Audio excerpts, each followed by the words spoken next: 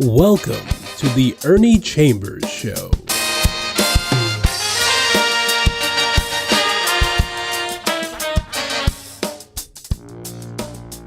Brothers, sisters, friends, enemies, and neutrals, I'm running for the legislature. I was down there for more years than anybody else, 46. It's a record that can never be broken. Because I was such a pain in the neck and other parts of the anatomy for those white people, the ones throughout the state decided that the only way they'd get me out of the legislature is to vote for term limits. And the way that works is that a person cannot serve more than 2 terms together and then has to be removed from the legislature because 8 years were served. Well, after you sit out 4 years or a full term, you can come back. I was term limited twice. The first time I was term limited, I stayed out my 4 years. I came back, and my first words were, as I was saying before I was so rudely interrupted by term limits, I was term limited out, and I told people this time around that if my mind is clear, my health is good, I'll consider the possibility of running. And many people took that as a commitment, that if my health is good, which it is, if my mind is clear, I believe it is, ZYXWUTSRQPONMLKJIHGFEDCBA, then I would consider running. Well, the pressure built up, and because I've lived in this community all of my life, I'm 86, I will be 87 July 10th, I acceded or yielded, and I filed a day or so, maybe 2 or 3 days, maybe a week, for re-election. And I'm going to do some giving of information of things that I did while I was in the legislature, because people may not know specifically. Rather than relate these things by just narrating, I decided I would read articles that appeared throughout the years describing what I did and how. Now, I will give myself credit. I've never been one to say I am not up to the job. In fact, I have a little rhyme that I put together. Nothing is so sad or so forlorn as a car that will not toot its own horn. This particular item is dated April 17th, 2005. You can calculate how many years ago that was. This is 2024. This item was from 2005, and it was headlined, Obligation to Continue. Ernie Chambers' tenure in the Nebraska legislature is a record. This article appeared in the Omaha World Herald. By the way, who endorsed the person running against me? I guess that jinxed that person. Next week, State Ernie Chambers becomes Nebraska's longest-serving state senator, and it's a record that can't be broken due to term limits. On April 25th, the Omahaan will surpass the record of Jerome Warner, who served 34 years, 3 months, and 19 days before dying in office April 20th, 1997, at age 69. He died younger than I am now. So when people talk about my age, I point out that there are graves for babies, graves for teenagers, graves for younger people, graves for people of all ages, and we never know when the Grim Reaper is going to harvest us. But I don't feel his cold breath on the back of my neck, and I don't feel his bony fingers holding my hand. But to continue, Chambers, 67, has seen 8 governors come and go. For much of his tenure, he was Nebraska's only black lawmaker. He fought to get black representatives on Omaha City Council and school board by passing bills to establish elections by district for both. Some people don't realize that. He has sought to repeal Nebraska's death penalty. His repeal bill was passed in 1979, only to be vetoed by then Governor Charles Stone. People thought this last time, a few years ago when I got it passed, was the first time. I had managed to persuade those conservative, white, Midwestern people to pass a bill to abolish the death penalty, but the governor vetoed it. I could not get the votes to override. But here's the irony. The very day that he vetoed that bill, my bill to elect one of the entities in Omaha by district, the the city council, also went to his desk. People were sure it would be vetoed because he and I didn't get along. He signed it. Some of them talked to him and said it would be too much, it would be too obvious if you'd veto two of his major bills, which it took almost a miracle to pass in the first place. If you vetoed them both the same day, it wouldn't do you good. So that bill was finally enacted after having been vetoed by about 4 times prior to that. In conversations with the World Herald last week, Chambers discussed his decades of service and what may be his legacy. Other people talked about legacy. I never did. I told him that's too high on the anatomy. Maybe a footacy or a soulacy, no legacy. No looking back with regret. No, those schoolgirl days of biting nails and long lost something must end. But anyway, why did you run for the legislature? That was the question. Answer: I really didn't decide on one of those things I had wanted to do. People had asked me to run against Senator George Althouse, a black man who represented the district, when he stood up and said words to the effect that God put white people in charge and we're supposed to follow along behind them. People were outraged. Even when I was a young man, in my late teens, I would go before the city council, speak for our issues, help people when they were harassed by the police, and that was something even grown black men were afraid to do. But I simply had no fear. Some people said it was not a lack of fear, it was a lack of sense, but the outcome was the same. I had a reputation for being willing to stand up against overwhelming odds, not turn tail and run. Next question. Did you think you would stay 35 years? Answer: I had no intention of giving that many years of my life to a job like this. But once I got here and saw what needed to be done, I felt an obligation to continue. Question: You got district elections for the Douglas County Board, Omaha City Council, and Omaha School Board. Other accomplishments? Answer: Getting rid of corporal punishment in the schools. That means something to me. At Horace Mann and some elementary schools in the black community, they had paddles. I should have brought one to show you that they beat our children with.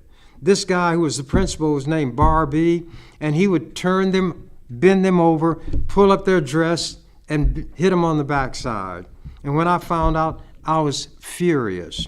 And I'm not going to go into how long and how I got that done, but it was not done in white schools, and I finally got it outlawed for all schools in the legislature.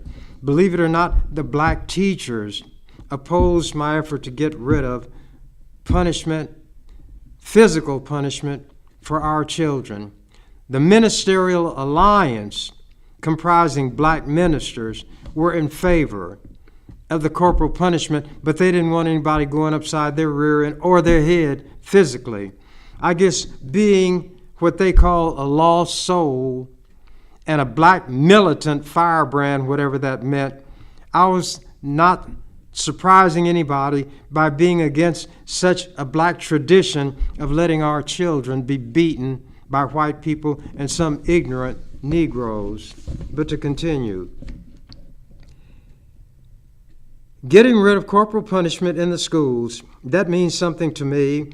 And the 2 death penalty items that I did get passed into law meant something, and some people are aware of it. One was that nobody who had committed the killing prior to 18th birthday could be subject to the death penalty, nor could anybody who in those days we said was mentally retarded. As a result of that bill, 2 such persons, mentally retarded as they were called, were removed from death row. Can you imagine executing people who are certified to be mentally ill? Those are the ones that Nebraska wanted to kill. Those are the ones that I was able to rescue. And these young people, none of them could be executed. So I told people, if I were a hippopotamus with a mouth that big, I would take a bushel basket of apples and swallow them in one gulp. But since I'm not a hippopotamus, I have to consume the apple one bite at the time. I was never disheartened, never discouraged, and my philosophy is never to give up, never to quit, always believe in myself. To be ferocious when necessary, implacable, which means face down whatever I had to, and to be relentless. Those were my watchwords, and I didn't do it with a frown. Sometimes I frown. Some people said I'm just ugly. Ugly is in the eye of the beholder. But anyway, I would always tell people, nobody can treat me better than I will treat them. So if there's to be anything approaching what is called a relationship, you will determine the footing for it. Treat me the way you want to be treated, and nobody can treat me better than I will treat anybody. Continuing.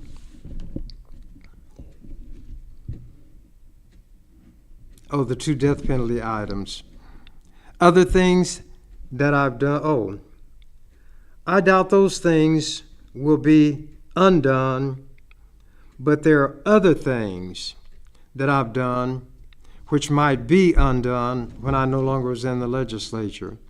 Question: is your focus on the death penalty an achievement? Answer: the ultimate thing has not been accomplished yet. That's its abolition. Question: you fought racism throughout your career.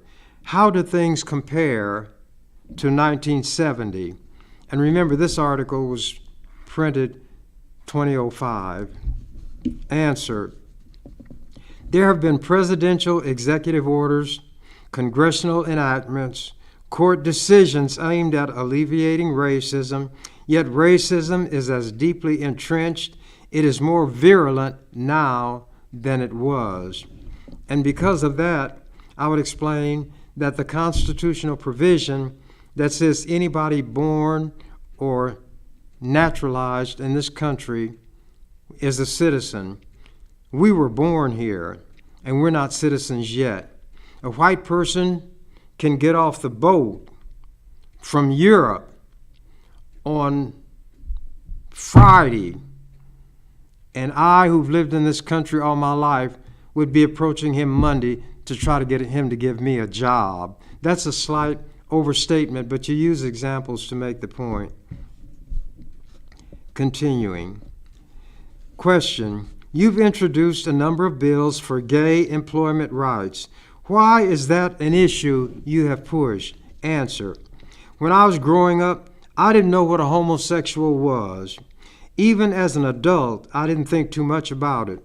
Whenever the police took out after a group, however, it would catch my attention.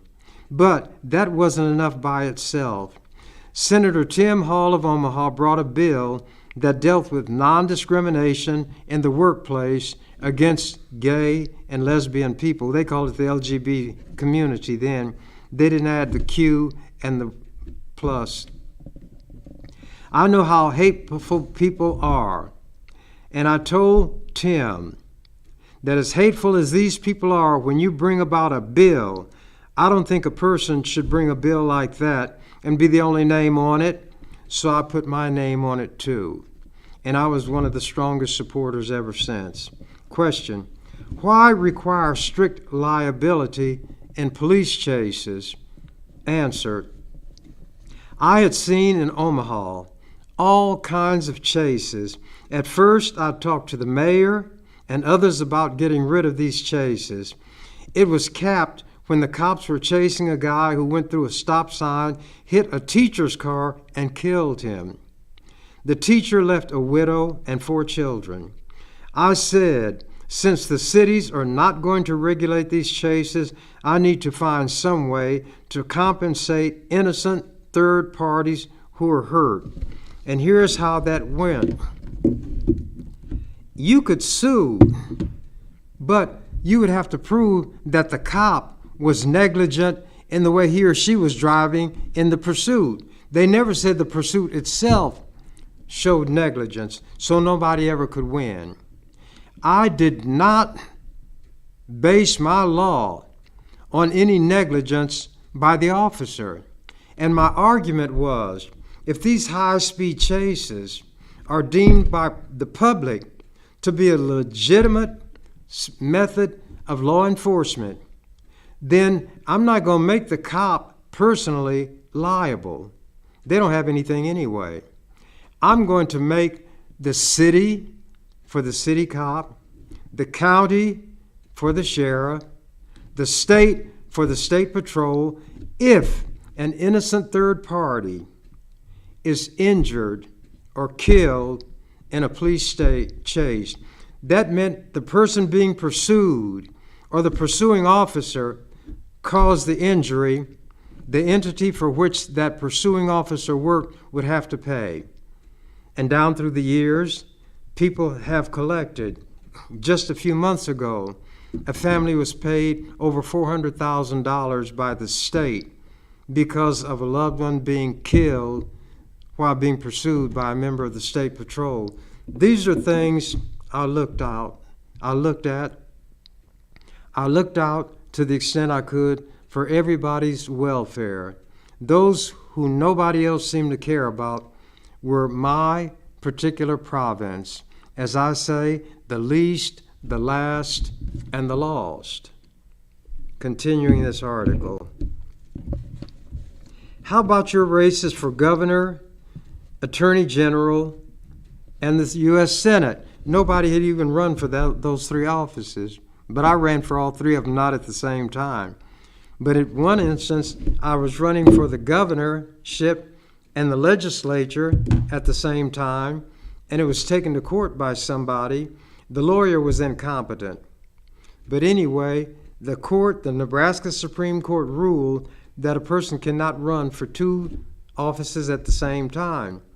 So I called a press conference, and everybody was sure that I would leave my name on the ballot for the legislature and not run for the Senate. So I said, oh no, you think you know everything? You think you know me, but you don't know me at all. I'm going to leave my name on the ballot for the U.S. Senate, and I'm going to remove my name for the legislature. And their eyes got big.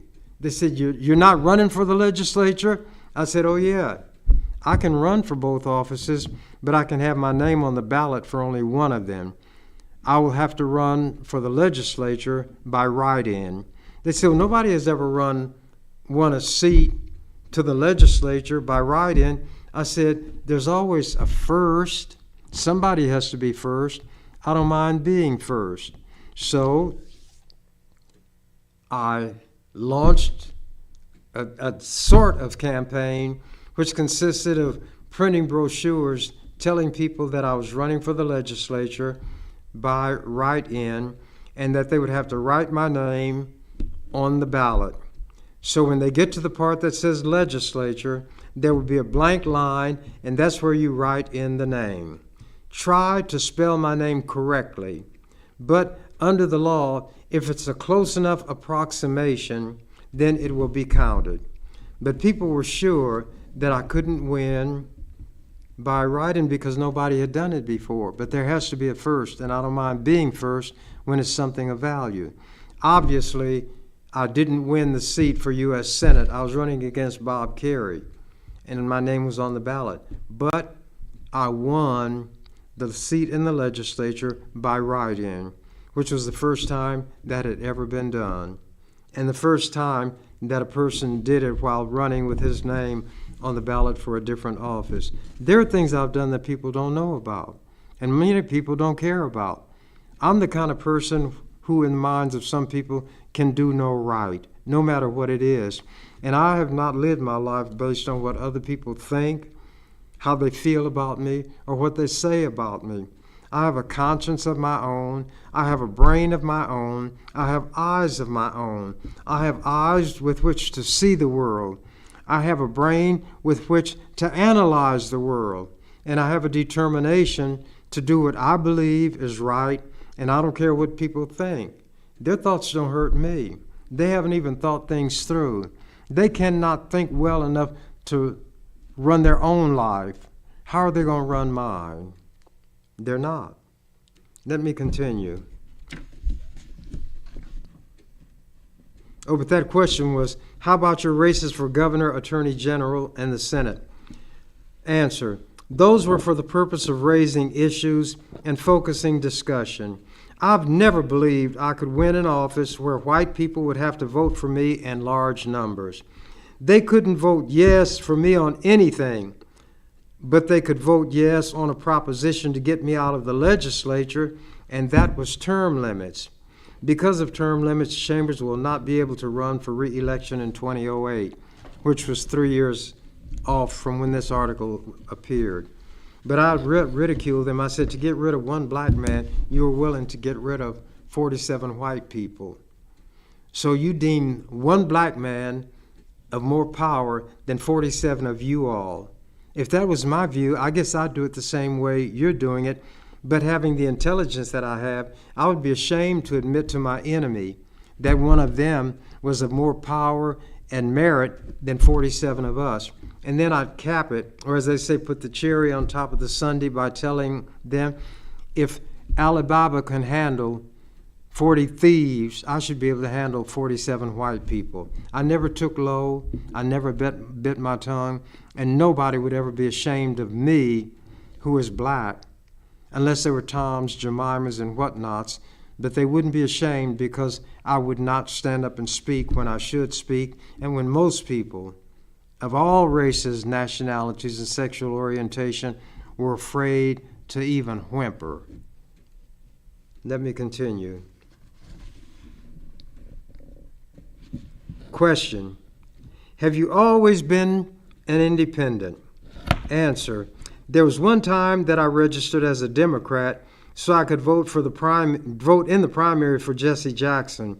I was in the New Alliance Party so I could be their candidate and discuss the issues that nobody would discuss. So again, I registered for that party. And then there was a short time I was a Republican. I did that to irritate them. The senators around here in those years used to have their little private meetings.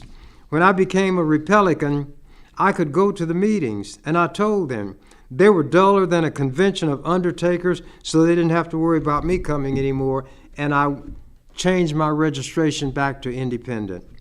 Question, did you ever think it best to hold your tongue? Answer, anytime there's an issue there that I think needs to be addressed, I would never hold my tongue. The only time I might hold my tongue is when I'm talking to student groups. They're not in here lying, yielding to lobbyists, sponging and mooching off the lobbyists, and doing things I think are inappropriate, failing to use the power they have to do good. And I always treated young people, and especially infants and toddlers and others, differently from the way I treated older people who knew better. Why have you never worn a suit and tie? That was such a worry for white people, and that in itself was enough, but that wasn't the reason. Why have you never worn a suit and tie? Answer, because I don't want to. On some issues, I'm as transparent as a sheet of window glass, and that was my reason. I didn't want to. but I did create one. I was a barber, and if wearing a sweatshirt and jeans were good enough for the people who gave me my living, they were certainly good enough for those who deemed themselves my enemies and comported themselves so. And clothes do not make the man or the woman. However, the man and the woman can make clothes. Let me continue.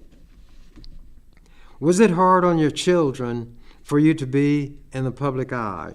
Answer: they never told me that it was, but I know there were things they heard that they didn't like. But some of what I am rubbed off on them. I used to take my kids to cemeteries when they were little so they wouldn't be afraid of ghosts and dead people. I didn't want them to be full of superstition. I took them to horror movies, drive-ins in those days. I would explain that this stuff is just a movie. When a monster was there, I'd say, see that monster? Well, there are people back here like we're sitting in this car, and they have a camera, and they're taking the picture. That is a person made up to look like that in the way that people do on Halloween, but they're not real. Continuing. They knew I had a sense of humor. They'd ask me, quote, Daddy, why don't you pray over your food? I'd say, well, I don't need to. If anything, I'll thank your mother, 'cause she's the one who cooked it. They'd look at each other and laugh. They'd look at their mother. Sometimes she didn't want to laugh, but she would. Then they put in parentheses, Chambers and his wife, Jacqueline, were divorced many years ago. She died in the year 2000. They never saw me disrespect her, raise my voice or my hand or anything like that. I wanted my children to see in me an example of the way I thought they should live. Question: you went to law school. Why not become a lawyer?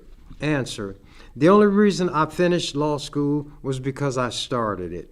It became a principle in and of itself that I had to finish what I started. Being in a courtroom is something like a taxi cab where you're more or less obliged to accept every fare, which I wouldn't do. That was not the kind of activity that would have given me a sense of fulfillment. Judging me by other people's standards could result in a conclusion that my life has been virtually wasted. I don't have a lot of money. I'm not highly respected by many people. I don't have a good reputation in the minds of a lot of people. I don't have any social standing or status in the eyes of most people.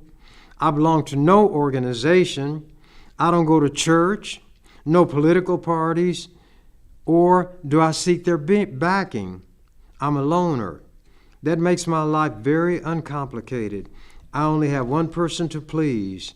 Now, he's hard to please, but I know what pleases him. And if he's pleased, everything's all right with the world. And as I say, that's when I lay my head on that pillow at night and I sleep the sleep of the just. What you're listening to and watching is the person who's running to get back in the legislature. If you think I'm fit, vote for me. If you think otherwise, then vote foolishly. As the song says, though, but if you lose me, oh yes, you lose a good thing. Check that out by somebody who sang it. Question: what about politicians you've known, such as Governor Jim Exon? Answer: I got along with him probably more than I did any of the others because he came closer to being what he seemed to be. We would talk very strongly about it and against each other. One time I even offered to wrestle him for charity. Now, he was a big man, but I would have done it. And see, when what they deem to be a small man issues a public challenge, they think he must know something. And in wrestling, you don't punch, you grapple. He didn't know how strong I was. He didn't know anything about that. But he knew that when it came to determination and standing up, nobody could match me in that, and certainly nobody could outdo me. And I'm not boasting. Telling the truth is not boasting. One time I even offered to wrestle him for charity because he was talking about the death penalty or something, and he had irritated me to that point. Question: what about Bob Kerrey? He was the one I'd run against when my name was on the ballot for Senate. Once on the east side of the Capitol building, there were about 3 or 4 little white boys from the Catholic school or somewhere sitting out there with me, and I saw Carrie coming. Children seemed attracted to me, and it was a Catholic school, but even though the Catholic adults probably hated me, the children didn't. They even brought me some rolls one day, and the package was open, and there was some dirt that had gotten into the package. Naturally, I wasn't going to eat them, but I thanked the little boys, and I told them they really were nice, and I appreciated what they did. Because one time they were in trouble, they had no place to go, so they came to my office, and I interceded for them. I can't help it. Children are my heart if I had a heart, which I don't have. And I tell people that, told them that I'd gone for a physical examination, and this nurse put the stethoscope right here where your heart's supposed to be. And she got a strange look on her face. And she said, now, I don't mean anything by this, but can I put this on your arm? I said, well, if that's where your heart is. So she put it on the inner side of my bicep. She listened. I thought she was listening. She got a strange look on her face, and then she called the doctor. I don't remember what happened after that, but ever since then I told people I don't have a heart. And I can document it because when they checked me for it, I didn't have it. They couldn't find it. And they're the ones who know how to find a heart. Now, she didn't say I didn't have a heart, but obviously she didn't find a heartbeat. And I've never seen my heart. I've never seen the heart that's in me if I have one. How do I know? I don't. But we draw conclusions based on things that generally happen a certain way and based on the things we're taught. We're all taught that a heart is the organ that pumps the blood through the arteries, out through the body. The blood goes out, and then when it comes through the lungs, it's oxygenated. That means it gets oxygen, goes back to the heart, and that's the circulatory system. That's what they taught me as early as grade school. But whether I have a heart or not, if I did swear, I couldn't swear to it. But people say that when it comes to children, I demonstrate I have a heart. I say, well, I don't know that that's true because Adolf Eichmann had a heart, documented to have a heart, and he said he would jump into his grave laughing, knowing that he had killed 6 million Jews or presided over the killing of 6 million. But when they went down to one of those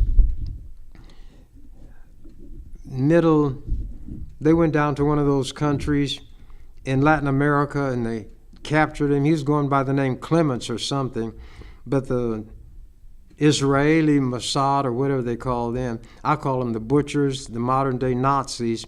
They tracked him down there. They're tricky people. They injected him with a drug. They brought him onto the airplane in a stretcher. They lied and said they were doctors and they were taking him for treatment. Well, they took him back to Israel. They put him on trial.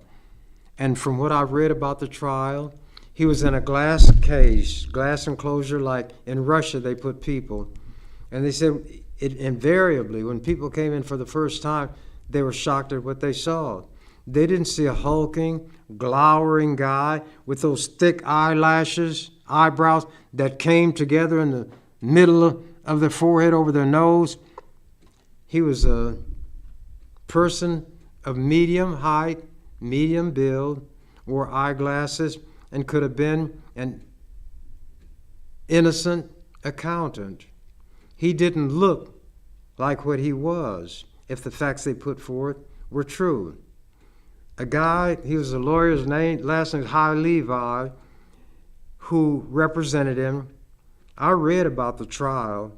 He put on the best defense that he could for somebody like Eichmann.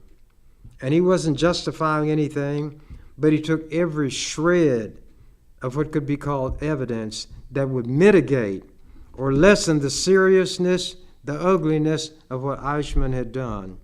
Nevertheless, Eichmann was found guilty to nobody's surprise. He was hanged until he was dead, and maybe an extra amount of time to be sure. his body was cremated, and the ashes were spread in the Mediterranean Sea. How many of you all knew that? I read history.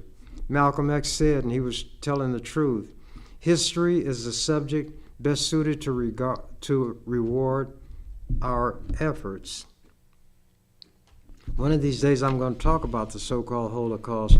And as I've said several times in this time slot, there are people who feel that the Jews the Israelis learned all of the bad things from the so-called Holocaust, and the Jews who wound up going to that part of the country known as Palestine and stealing the land from the Palestinians, there was no Israel.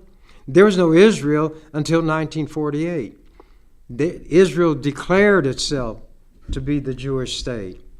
And to do so, they displaced Palestinians, stole their land, abused the people. You can see how they are literally slaughtering them now. They have created starvation in Gaza. I described for people so they would understand what was happening the situation like a large, long sock. It's called the Gaza Strip. And the Palestinians up here in the north were driven farther and farther south by bombing. Now the Israelis had airplanes, they had bombs, they had rockets, they had tanks, they had artillery.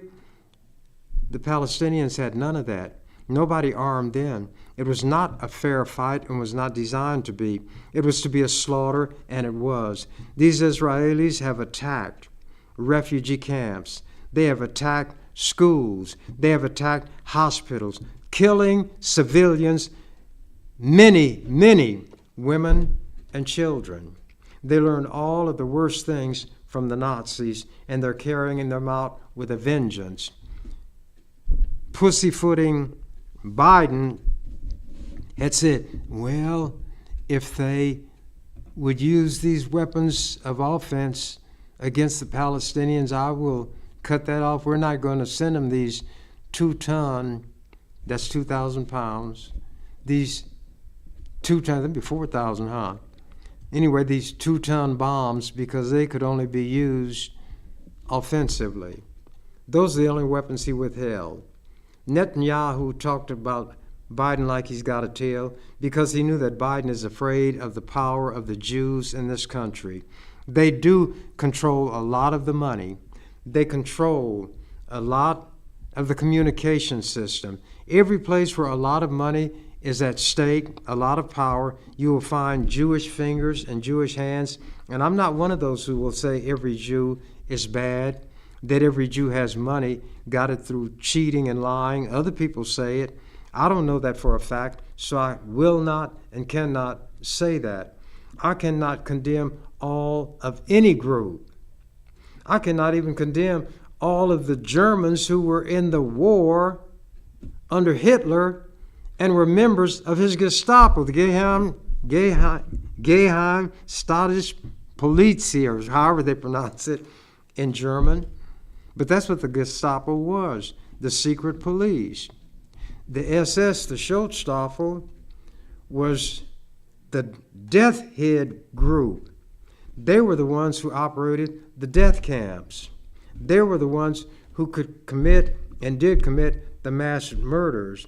They murdered young Jews. Why would they do it? Well, young Jews grow up to be old Jews. Little Jews grow up to be big Jews. And that seems to be the lesson that Netanyahu and his type learned in attacking Palestinians. Now they've driven them down to the toe of the sock.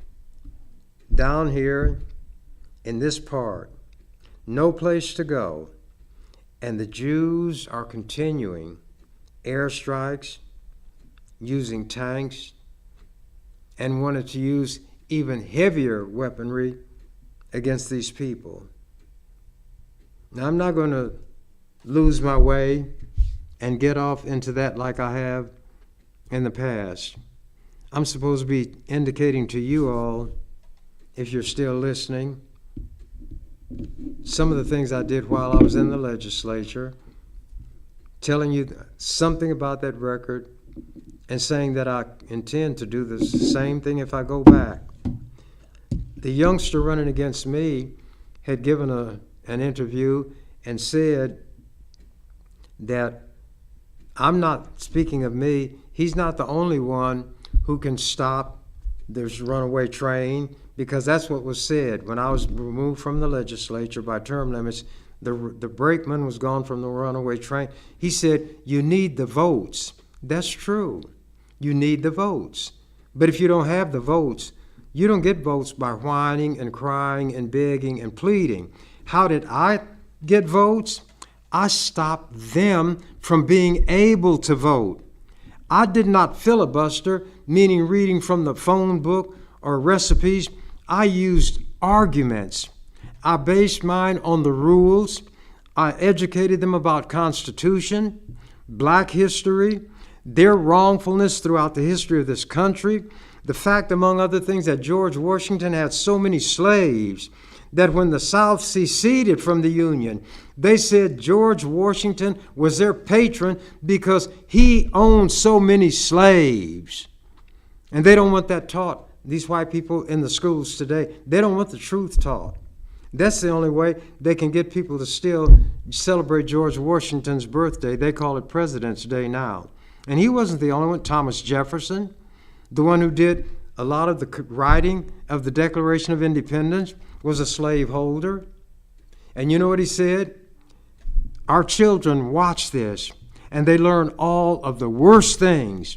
They don't want to do honest labor because it's connected to what slaves do. And he concluded that little recitation by saying, because white people like him and enslaved black people, I tremble for my country when I recall that God is just, but he didn't fear God's justice enough to free his slaves. And you think they weren't raping black women, black girls? Thomas Jefferson had a teenager named Sally Hemings who he traveled over to France with as an ambassador. This young black girl in tow. That's what was happening to us. Treated like cows, pigs, and chickens. Auctioned in the same way. When black men and women were standing up there being sold, they'd walk up to a woman, check her teeth, feel her breasts. They could even grope her. That's what they did. And you're going to tell me you think these white Christians would not do such a thing? Then where did we get all these half-white black people? A lot of white men were jumping fences in those days and continue to this day. The truth. You shall know the truth, and the truth shall set you free. Not just merely knowing it. The truth will infuriate you to the point where you will, by any means necessary, obtain full freedom, justice, and equality. And that's what we have to spend our time trying to get.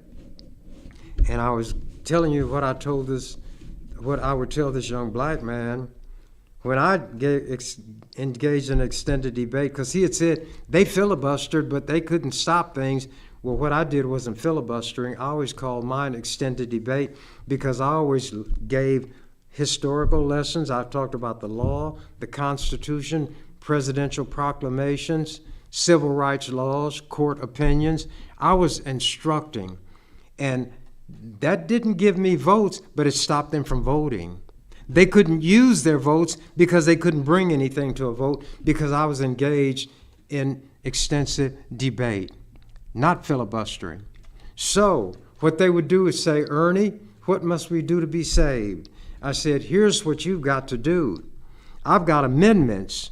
We'll put these amendments on your bill and I'll let you at least get a vote on it, but I'm still going to oppose it. However, I won't dig my heels in and stop it entirely.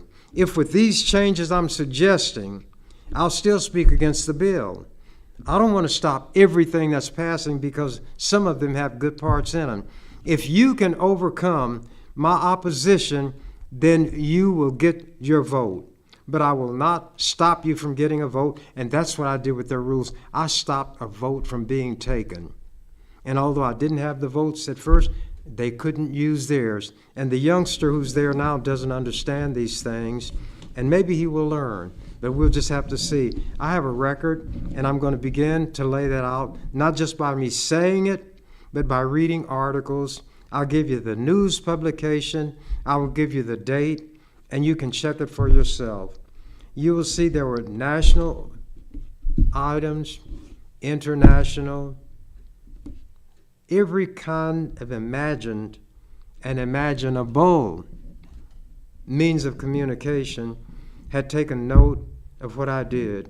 One outfit even in Washington, the state of Washington, it's called, I forget what it is, I'll bring the article. I was listed among one of the top 40 people in the United States of America. Nobody from Nebraska ever had that happen. No Nebraska member of the legislature ever was put into the congressional record except me. I'm going to lay out my record. Since I'm running, I should give you a reason to select me over the other person. And I'm not running against the person. In fact, he was in the parade for Juneteenth, and so was I. And when I saw him, he was out there, but he's kind of by himself. So, and I'm the elder statesman. I walked along, then I walked out into the middle of the street, and I put my arm around his shoulder. And I walked with him in the part of the parade that was for him. And I told him, I do these things so people will know that I'm not running against you. I'm running because I think there's a job that I can do. And then I got out of the parade because I wasn't an official part of it. I think my time is running out. And as I always say at the end, if I think about it, quoting the canary, when he saw that the door to the cage was open, I'm out of here. You've been watching The Ernie Chambers Show. If you'd like to leave suggestions, email us at ewcfacts@gmail.com. That's ewcfacts@gmail.com. This is an EWC Communications production.